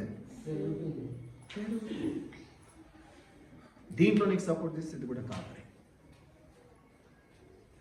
విశ్వాసం ఉంది నీ దగ్గర, దేవుని కృప ఉంది, కానీ ఇంకా పెంచుకోవట్లేదు. నీవు ఇంకా ఆశీర్వదించితేనే కానీ నిన్ను వదిలిపెట్టినన్న యాకోబు డైలాగ్ లేదా ఆ యొక్క మనవి లేదా పోరాటం నువ్వు చేయట్లేదు. నువ్వు ఇజ్రాయెల్గా మార్చబడాలంటే అది చేసి తీరాలి. దేవుడు నీకు అన్ని ఇచ్చాడు, కృప అన్ని కొంచెం కదా. కొంతమంది పెళ్లిళ్ళకి వెళ్ళినప్పుడు ఇష్టం ఉన్నా లేకపోయినా కొంచెం వేసుకుంటారు. ఎందుకు? టేస్ట్ చూద్దాం ఎట్లా చేశారో అని. కొంతమంది ఇష్టం ఉన్నా లేకపోయినా వేసేసుకొని నింపుకొని వస్తారు, మళ్ళీ సెకండ్ టైం క్యూలోకి వెళ్ళలేమని. వాళ్ళ గురించి నేను మాట్లాడడం లేదు. మనం కొంతమంది అరే అన్న చెప్తాడు సాంబార్ బాగుంది, మరి కొంచెం సాంబార్ ఏంటి, అన్ని నీలో ఉంచాడు దేవుడు. తన పోలిక చొప్పున చేసుకున్న దేవుడు అన్ని నీలో పెట్టాడు. వాటిని పెంచుకోవాల్సిన అవసరత నీ మీద ఉంది. అది బాధ్యత అని చెప్తున్నావు. అంటే అవసరతనే కాదు, అది బాధ్యత. నీ కనికరం ఉంది, ఇంక కొంచెం కనికరం పెంచుకోవాలి. కృప ఉన్నది, ఇంకొంచెం కృప పెంచుకోవాలి. నీకు విశ్వాసం ఉన్నది, ఇంకా అంతకంతగా విశ్వాసం పెరగాలి. అక్కడితో ఆగిపోకూడదు. నువ్వు 10 పైసలంతా పొందుకున్నావు. అందుకే నేను ఏమంటానంటే, రక్షించబడ్డావు అంటేనే నీలో విశ్వాసం వచ్చింది, విశ్వాసంతో రక్షించబడ్డావు, బాగానే ఉంది. అనగానే నీలోకి పరిశుద్ధాత్మ దేవుడు వచ్చేస్తాడు. కాబట్టి నువ్వు పరిశుద్ధాత్మను కలిగి ఉన్నావు. కాబట్టి నువ్వు దాన్ని పెంచి పోషి రోజు ప్రార్థన చేసుకోవడం, వాక్యం చదవడం, నీలో ఉన్న పరిశుద్ధాత్మ దేవుని ప్రేరేపించుకొని ఎలా పెంచి పోషించుకోవాలి. కానీ తెస్సలోనికీ పత్రికలో చెప్పినట్టుగా ఏమనుంది? మీరు ఆత్మను ఆర్పకుడి అన్నాడు. అంటే మనం ఆర్పి పడేస్తున్నాము. ఎంత గొప్పవాడమో దేవుడు. నా ఆత్మ నీలో ఉంచాను, నువ్వు బాగుపడు, నువ్వు మంచి బ్రతుకో, ఇంకా ఎక్కువగా విశ్వాసంలోనికి రా, ఇంకా కృపను పొందుకో. విశ్వాసము అధిక విశ్వాసము, కృప నుంచి అధిక కృప అని అంటా ఉంటే ఏమైపోయింది? ఇంత బాధ్యత, ఇంత బరువు అని అనుకుంటున్నాం. దానివల్ల నష్టపోతూ ఉన్నావు. నీవు నష్టపోతున్నావు. గోడకు పెట్టి తలగట్టిదా గోడ గట్టిదా అని నువ్వు పరీక్షించుకుంటానంటే నేను 2 సార్లు చెప్తా. ఎందుకంటే అయిపోతావు అన్నా, నీ కథ అయిపోద్ది, పగిలిపోద్ది తల అని. నువ్వు వినకపోతే నేనేం చేస్తాను? దేవుడు కృపనిచ్చినాడు, ఎంతో దయనిచ్చినాడు. దాన్ని నువ్వు చూపించుకోవాలి, పెంచుకోవాలి, పోషించుకోవాలి. తప్పట్లేదు. ఇప్పుడు ఈ రోజుల్లో చెప్పాను కదా, ఇప్పుడే ప్రేమిస్తున్నానంటే కుదరదు. ఎక్కడో ఒక చోట అవకాశం దొరికినప్పుడు ఏదో ఒకటి చాక్లెట్ కొనిచ్చో, బిస్కెట్ కొనిచ్చో చూపించు. దయచేసి వీటిని జ్ఞాపకం పెట్టుకునండి. ఏమనుందమ్మా? విశ్వాసము అంతకంతకు విశ్వాసం మూలముగా మరి కొంచెం విశ్వాసం పెరగాలి. నీలో అల్ప విశ్వాసం, అవిశ్వాసం ఉండకూడదు. లాజరు లేచిరా అన్నటువంటి ఒక మంచి విశ్వాసం నీలో కనపడాలి. అంత గొప్ప విశ్వాసం నీలో కనపడాలి. నీకు అసాధ్యం ఏం కాదు, అది నువ్వు చేయగలవు. నేను ఎగతాళికి చెప్పట్లా నేను. కానీ దానికి సంబంధించిన ప్రాక్టీస్ కానీ, దానికి సంబంధించిన దేవుని శక్తిని కానీ ఎలా పొందుకోవాలి అనేది చాలా పెద్ద సబ్జెక్ట్. అది ఇక మళ్ళీ నువ్వు ఇంత పొందుకొని లాజరు లేచిరా అంటే పురుగుడు లేచిరా. ఎంత ఉండాలన్నా అంత లెవెల్ పనికి నీలో ఆత్మశక్తి, దేవుని మహిమ ఎంత ఉండాలి? జస్ట్ నీకు ఊహ. లాజరు లేచిరా అన్నంత లెవెల్లో ఉండాలి అంటే అమ్మా ఎంత ఉండాలి అమ్మా? ఇంత ఇంత ఇంత ఎంతనో ఎంత ఉంటేనో అది జరగడం. అది పొందుకునే ప్రయాసం మనం పడకపోతే ఎలాగా ఆశీర్వదించబడతాం? ఎలాగ ఆశీర్వదించబడతాం? దయచేసి జ్ఞాపకం పెట్టుకుని రోమన్స్ అయిపోయింది కదా. రెండవ తెస్సలోనికైలు 2 వాక్యాలు చూపించి నేను ముగించేస్తాను. 2 Thessalonians 1వ అధ్యాయం 2-3 వచనాలు.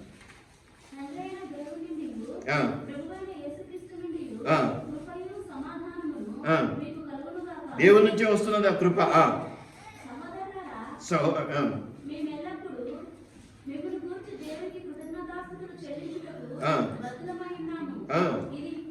ఇది యుక్తమే. ఏందమ్మా? ఓయమ్మా, ఇవాళ ఇంత ఎత్తుంటారు, రేపు చిన్న కష్టం రాగానే అయిపోయాన్నా, నా దేవుడు మాట వినడం లేదన్నా, నన్ను వదిలేసినాడు. ఎక్కడవా నీ విశ్వాసము? నిన్నడే కదా అంత బాగా మాట్లాడితివి. తక్కువ బెలూన్లలాగా అంతే, సూది పొడిస్తే చాలు. అది కూడా పెద్ద సూది కూడా కత్తితో నరకడంలా, బెలూన్కి ఎంత మొక్కబడాలరా? అంత చాలు. అంత కష్టం వచ్చిన నీ డైలాగులు ఎలా మారిపోతాయి. అసలు నిన్ననే ఇలా తిట్టి మాట్లాడినే వీళ్ళేనా వాళ్ళు వేరే వాళ్ళ అనిపిస్తుంది కాపరికి. ఏమని మాట్లాడతారు? అయిపోయాను. ఏమంటున్నాడు దేవుడు ఇక్కడ? అభివృద్ధి పరచబడాలి. కానీ ప్రకటన గ్రంథంలో మొదట నీకు నిన్న ప్రేమ ఇష్కాకి అంటాడు. అభివృద్ధి పరచబడాలి కదా. మాన్య మహిమ కదా, రోజు రోజుకు అందంగా అభివృద్ధికరంగా మాట్లాడుతూ తీయగా అటు ఇటు అంటే ఎంత సంతోషం కదా. అంటే కాపరి కాబట్టి గమ్మున అంటుంటాం, కానీ ఒక పక్క ఒక తండ్రిగా, ఒక పెద్ద దిక్కుగా పిల్లలు ఎదుగుతున్నారు, ఒక సంతోషం కదా. నువ్వేమో ఎదగవు, ఏం చేయవు, అట్టే పడిపోతివి. ఎంత కృపలో వృద్ధి పొందండి, విశ్వాసంలో అంతకంతకు విశ్వాసం సాధించండి, విశ్వాసంలో అభివృద్ధి చెందండి. నేను ఇచ్చాను కదా మీకు విశ్వాసం, నా కృప నీతో కూడా ఉంది కదా, నువ్వేదో కష్టపడి సంపాదించినట్టు ఫీల్ అవుతావేంది? ఇచ్చింది కాపాడుకో, కొంచెం అభివృద్ధి చేసుకొని తప్ప. ఇన్ని దేవుని మాటలు మనం గ్రహిస్తూ ఎప్పుడండి అసలు విశ్వాసం అంటే ఏంటండి? ఏంటి? వినుట వల్ల విశ్వాసము కలుగును, వినుట క్రీస్తు యేసు మాట వలన కలుగును. కాబట్టి ఏమీ కాపరిగా నువ్వు చెప్తేనేనా? మస్తు ఛానల్స్ ఉన్నాయి, 24 ఛానల్స్. పోగానే టీవీ పెట్టుకుంటాం. మేము అన్నం తింటా టీవీ వింటాం, అది కూడా దేవుని ఛానల్లో వింటాం. ఈవెన్ టాయిలెట్లోకి వెళ్ళినా కూడా దేవుని ఛానల్ గట్టిగా పెడితే అడిగి వినిపిస్తుంటుంది. మేము అక్కడ కూడా దేవుని వదిలిపెట్టట్లేదు. రాడు దేవుడు, టాయిలెట్లోకి ఎందుకు వస్తాడు నీతో పాటు? ఎక్కడ ఏది పోయి చేసుకోవాలో తెలియని పరిస్థితులు, డైలమా. వాడిని చూసి నేర్చుకున్నాం, వీని చూసి ఎంతసేపు కాపీ రైట్స్. మనది మనకు ఉందండి. మనకు చాలా బలం ఇచ్చాడు దేవుడు. వ్యక్తిగతంగా ఇచ్చాడు, సామూహికంగా ఇచ్చాడు, సంఘపరంగా ఇచ్చాడు. దాన్ని ఉపయోగించుకోకుండా చీదర చేష్టలు, చీదర మాటలతోనే మనం పబ్బం గడిపితే విలువైన సమయం పోయిన తర్వాత పట్టుకొని నిలబడ్డం మన వల్ల కాదు. పోగొట్టుకున్న తర్వాత చేజార్చుకున్నాక అప్పుడు గోజాడు. ఎందుకంటే చేతులు ఉన్నసేపు విలువ తెలియదట. ఏదైనా వస్తువు జారిపోయిన తర్వాతే విలువ. అప్పుడు నువ్వు గోజాడి కాపరి ఇంత చెప్పాడు, ఇలా చేసుకోలేదు, దేవుడు ఇంత చూపించాడు, చేసుకోలేదంటే అప్పుడు ఎవరేం చేయలేదు. నిన్ను ఒక ఉన్నతమైన స్థానంలో దేవుడు ఉంచాలా. దేవుడు నిన్ను ఒక పనిముట్టుగా వాడుకోవాలి. దేవుని మహిమను నీ ద్వారా పొందుకోవడమే కాక దేవుడు నిన్ను మహిమగా ఉంచాలని ఆశపడతా ఉంటే మనం దాన్ని పోగొట్టుకుంటే లాభం ఏమున్నది? నా లెవెల్ నేను తీసుకెళ్ళి ఏమంటే ఏదో డైలాగ్ కదా, ఏం డైలాగ్ అమ్మా? వీళ్ళు బాగా చెప్తారు, వీళ్ళు బాగా చూస్తుంటారు రీల్స్ అది. నేను ఎక్కడికో తీసుకెళ్ళాలి అనుకుంటే నువ్వు రావు అంతే. పలకవు ఉలగవు, నన్ను రమ్మంటాడని ఇంకా ముసుగేసుకొని దాక్కుంటావు. అందుకని ఏం చేస్తారంటే ఇట్టోళ్ళను కొంతమంది తెలివైన వాళ్ళు ఆటికి రా ఈటికి రా తీసుకెళ్ళి చివరి దాకా తీసుకెళ్ళి తోసేస్తారు. బస్ కథం అయిపోయింది. ఎందుకంటే మొదట్లో ప్రేమగా పిలిచినప్పుడు వస్తే బాగుంటుండే, రాను అని విసిగించాలి కాబట్టి చివరి దాకా ఇట్టేటోళ్ళు ఈ రోజుల్లో ఎక్కువైపోయారు. చివరిదాకా తీసుకెళ్ళి నట్టేట ముంచేవారు. వాళ్ళని నమ్ముతున్నాం. కానీ నిజంగా నీకు ఇది ఉంది, నేను ఇది డెవలప్ చేయగలుగుతాను, ఇది నీకు ఇవ్వగలుగుతాను అంటే కాపర్ని చెడ్డ చేస్తాం, ఇంకోటి చెడ్డ చేస్తాం, రాకుండా మానేస్తాం. ఎంతో గొప్పనైన దీవెనలు మనం పోగొట్టుకుంటూ ఉన్నాం. సరే, పక్కన పెట్టేస్తే 2 కొరింథీయులు 3:18. 2 కొరింథీ 3:18 చూద్దాం. 2 కొరింథీ 3:18. మనమందరమును అమ్మా అమ్మా అంటే అర్థమైందో తెలుసా నీకు? అంటే ఆల్రెడీ ముసుగు వేసుకుని ఉన్నాం. ఇప్పుడే చెప్పాను కదా, ముసుగు వేసుకుని ఉన్నారు. కాబట్టి ఇప్పుడు ఆ ముసుగు తీసేయాలి. ముసుగు లేని ముఖముతో, ఆల్రెడీ ముసుగుతో ఉన్నావు, తీసేయదాన్ని. పైన ఒక లెవెల్, లోపల ఒక లెవెల్ పెట్టకు. కాబట్టితో కూడా నాకు కనీసం యథార్థంగా ఉండు. దేవునితో ఇంకా బాగా యథార్థంగా ఉండు. తెలిసిపోతూ ఉంటుంది కదా, ఎందుకు షోల్ చేయటం? ఈ ముసుగును వేసుకున్నటువంటి వాడు ఎవడు బాగుపడ్డాడు.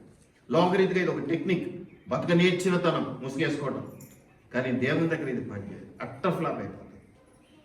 ఓపెన్గా తిట్టాల్సి వస్తే తిట్టాలి, మాట్లాడుకోవాల్సి మాట్లాడుకోవాలి. ముసుగు లేని ముఖముతో ఎవ్వరూ నిజం చెప్పరు. వాళ్ళు అబద్ధం చెప్తున్నారని తెలిసినా ఏమీ అనలేని సాయం. ఇదేనా నేను ఇంతకాలం నేర్పించింది అని అనిపిస్తుంది.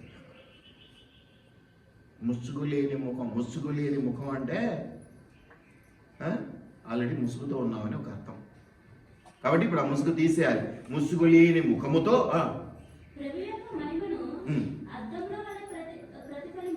ఎట్లమ్మా?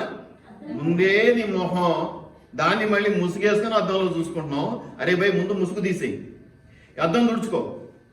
ఇప్పుడు ఆ ప్రతిబింబం చూడు ఎట్లా ఉంటుందో, ఎంత తేటగా ఉంటుందో, ఎంత క్లియర్గా ఉంటుందో. చిన్న చిన్న డాట్స్ కూడా కనిపిస్తాయి.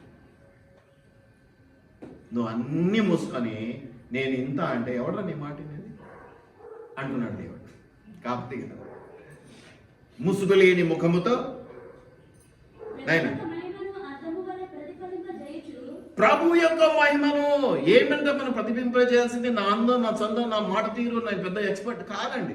ఇవన్నీ అసలు దేనికి పనికిరావు.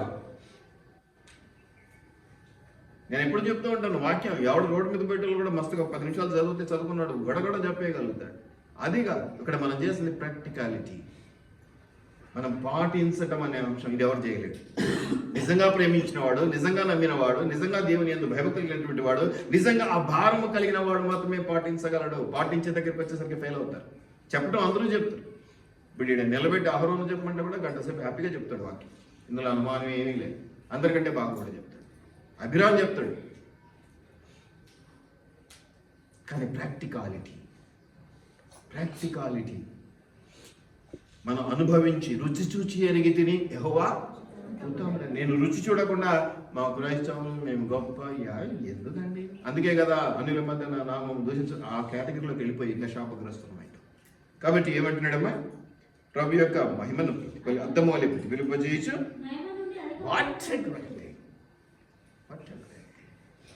కృప నుండి వెంబడి కృప, విశ్వాసం నుంచి అంతకంతక విశ్వాసము, మహిమ నుండి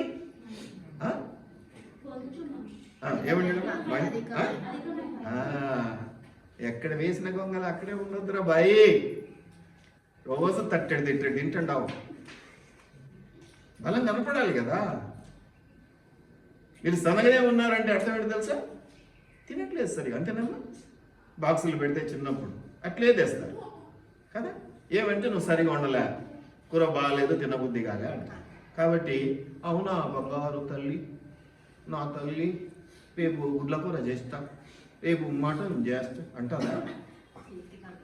రాత్రి కూడా ఇదే బాక్స్ తినావు, నువ్వు పంపేస్తా అంటది ఆ తల్లి. ఏమంటుంది? వేస్ట్ చేస్తావా మీ నాయన సొమ్ము, కష్టపడి తెస్తా అంటే బాగాలేదా?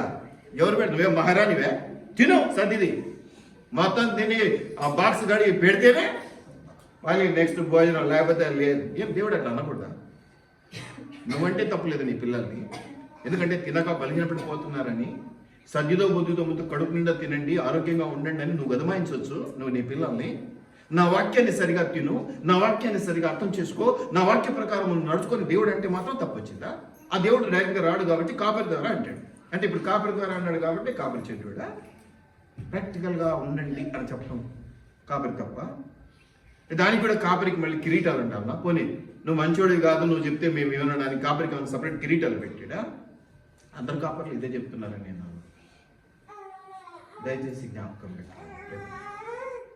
మొట్టమొదటిది కృప వెంబడి కృప, రెండవది విశ్వాసం నుంచి అంతకంతకు విశ్వాసము, మూడవది ఏంటంటే మహిమ నుండి అధిక మహిమకు నువ్వు రాలేకపోతే దేవుడు నీకు ఇచ్చి వృధా.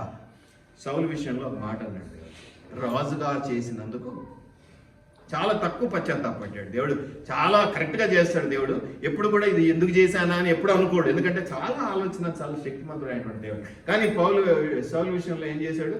రాజుగా చేసినందుకు, నిన్ను విశ్వాసిగా మార్చుకున్నందుకు పశ్చాత్తాపడేలా చేయ. ఎందుకు వీనికి రక్షణ ఇస్తున్నా అని అనుకోకూడదు. దేవుడు రక్షణ ఇచ్చాను, నా పేరు నిలబెట్టింది సమర్థ అనుకోవాలి. దేవుడు దానికి కాపరిగా, సంఘముగా మనవంతు మనం చేయాలి, సహాయం చేసుకోవాలి. ఒకళ్ళ కోసం ఒకళ్ళు. నేను నిలబడి ఉన్నాను అనుకునేవాడు పడిపోకుండా జాగ్రత్త పరుచుకోవాలి. నేను బాగున్నా అనుకునేవాడు అవతల వాడికి, నీతో పాటు వాళ్ళకి ఇవే సమస్యలు ఉన్నాయని ఆలోచన చేసి చెయ్యి అందించి సహాయపడాలి. అలా చేసి మనం ఆత్మీయంగా బలపడలేని పక్షంలో నువ్వు ఎన్ని క్రిస్మస్లన్నా చేసుకో, అది వ్యర్థం. అవి లడ్లకి ఏమా లడ్లు, మైసూర్ పాకులు ఏమి, అది క్రిస్మస్ అంటే అవే అన్నమాట. కొత్త బట్టలు, మా సంఘము ఇది మా సంఘం అంత చేసినాం, మా సంఘం ఇంత చేసినాం, వాటి కొరకు కాదండి.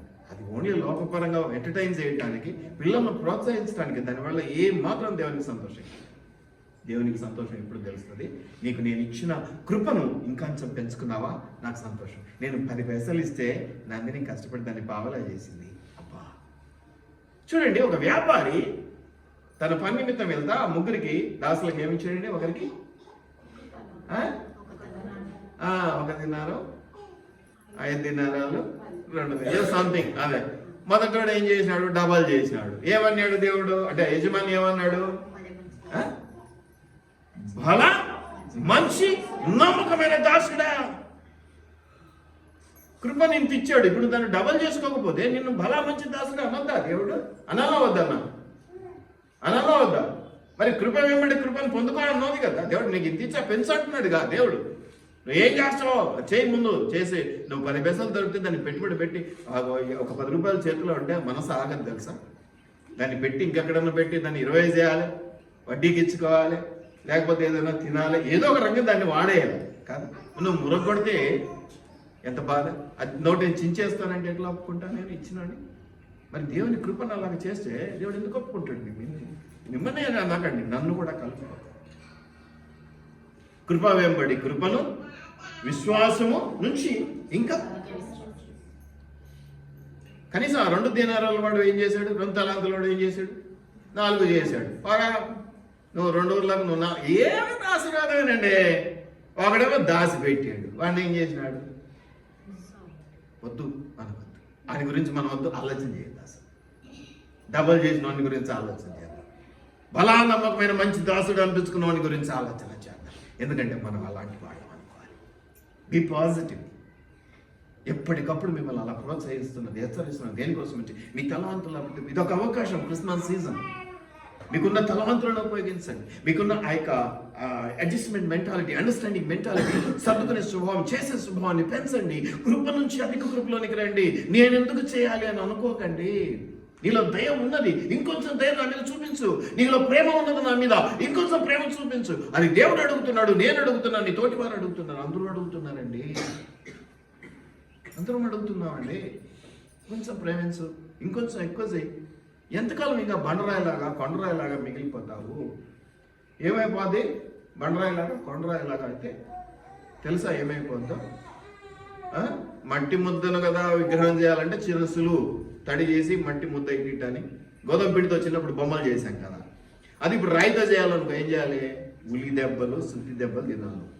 అవసరమా అండి? నేను ఈ కృప ఇచ్చిన కొంచెం కృప పెంచు, కొంచెం ప్రేమ ఇచ్చిన దాన్ని పెంచు, చూపించు వెంటనే. అప్పుడు నువ్వు ఆశీర్వదించబడతావు. అలాంటి ఆశీర్వాదాలు మనకు కావాలి. దయచేసి జ్ఞాపకం పెట్టుకోండి. హెబ్రీ 6:1 చూడండి. హెబ్రీ 6:1. హెబ్రీయులకు రాసిన పత్రిక 6వ అధ్యాయం 1వ వచనం. కాబట్టి నీ జీవ క్రియలను విడచేయి. మారు మనస్సు పొందుడు అంటే ఇప్పుడు నిన్ను రక్షించుకొని అన్ని చేసిన దేవుడు మారు మనసు పొందండి అంటే నువ్వు సరిగా సెట్ కాలేదు, సరిగా లేవు. ఊరికే ఏదో పైకి చేస్తా ఉన్నావు. నువ్వు పైన చేసిన వల్ల ఉపయోగం లేదు. Real love you have to show, చూపించాలి. దానికోసం ప్రాణత్యాగం చేయాలి, ఏమైనా ఇవ్వాలి. ఎంతసేపు ఏమైనా చేయగలవు, ఎంతైనా చేయగలవు, కథ మొత్తం ఇప్పుడు నువ్వు పాడుతున్నావు కదా, ఇప్పుడు అదే నిన్ను చూసి దేవుడు పాడుతున్నాడు. ఏమైనా చేయగలవు, ఎంతైనా చేయగలవు, కథ మొత్తం మార్చగా. ఎందుకంటే అన్ని నేను ఇచ్చినవే కదా. నీలో ఆ శక్తి ఉన్నది, బలం ఉన్నది, నా కృప ఉన్నది, నా దయ ఉన్నది, నా జాలి ఉన్నది. నా మహిమాత్మ చెయ్యి, అదే నీ టార్గెట్. నువ్వు అది చేస్తూ పో. ఇవన్నీ ఐస్కాతం ఉన్నప్పుడు ఇనుప ముక్కలు వచ్చేస్తాయి. అంటే కార్లు, బంగ్లాలు, చదువులు, పెద్ద పెద్ద ఉద్యోగాలు, ఇవన్నీ నీకు ఒక మంచి మ్యాగ్నెట్గా నువ్వు తయారైపోతే ఇవన్నీ వచ్చేస్తాయి, వచ్చి అతుక్కుంటాయి నీకు. ఏమిటో నా మ్యాగ్నెట్ అంటే దేవుని మహిమ అనే మ్యాగ్నెటిజం నీలో. అయస్కాంత శక్తి, అది ఒక శక్తి. అది అయస్కాంత శక్తి అనేది పక్కన పెట్టేస్తే ఒక శక్తి, అది దేవుని మహిమ అనేది ఒక శక్తి. ఆ శక్తిని నువ్వు కలిగి ఉంటే ఆశీర్వాదాలు అలా కొట్టుకొని వస్తా ఉంటాయి. ఇది నువ్వు జ్ఞాపకం పెట్టుకోవాలి. మంచి మాట. కాబట్టి నిత్య బోధయు హస్త నిక్షేపణను మొదలపడం ఎన్ని చక్కగా మారు మనసు మంది దేవుని విశ్వాసమును బాప్తిస్మం గురించి ఇవన్నీ చాలా చెప్పుకుంటూ వచ్చాడు. దేవుని కృపను బట్టి మారు మనసుకు తగిన ఫలములు, నిర్జీవ క్రియలను వదిలిపెట్టేసేసి దేవుని ప్రేమించడం, మనుషులను ప్రేమించడం, అధికంగా దేవుని కార్యాల వైపు, దేవుని మహిమాత్మైనటువంటి కృప వైపు మనం మళ్ళటం అనేది చాలా అవసరం. ఈ రోజుల్లో కదువబడిపోతున్నా, వస్తున్నామా పోతున్నామా, ఏది చెప్పాడంటే ఏదో చెప్పాడు. గంటల తరబడి గొంతు చించుకొని అరచి మీకోసం చెప్తున్నది, మీరు దానికి సంబంధించినటువంటి యాక్టివేషన్ అవుతారని. సిమ్ కార్డు కొని సెల్లో వేసుకున్నంత మాత్రాన ఏ మాత్రం ఎవరితో కూడా మాట్లాడలేవు. ఏం కావాలి? మొట్టమొదట సిమ్ యాక్టివేట్ కావాలి. నువ్వు ఏ కంపెనీ సిమ్ అన్నా వేసుకో, ఆ సిమ్ ఏం కావాలి? యాక్టివేట్ కావాలి. అలా యాక్టివేట్ కావటం, ఆ ఉద్యోగంలోనికి రావటం అనేది జరగకపోతే నీవు ఆశీర్వదించబడవు. ఒకవేళ ఆశీర్వదించబడుతున్నావు అంటే అది సాతాను కుయుక్తి కానీ ఇంకొకటి కాదు. దయచేసి ప్రార్థన చేసుకున్నాం. అలాగే ప్రార్థన చేసుకోండి. ప్రభువా నీకు వందనాలు, తండ్రి నీకు వందనాలు, నా రాజా నీకు వందనాలు అని చెప్పాడు. హల్లెలూయా, స్తోత్రము. దహించగలిగినటువంటి దేవానికి వందనాలు, కృపగల దేవానికి వందనాలు, కనికరం గల దేవ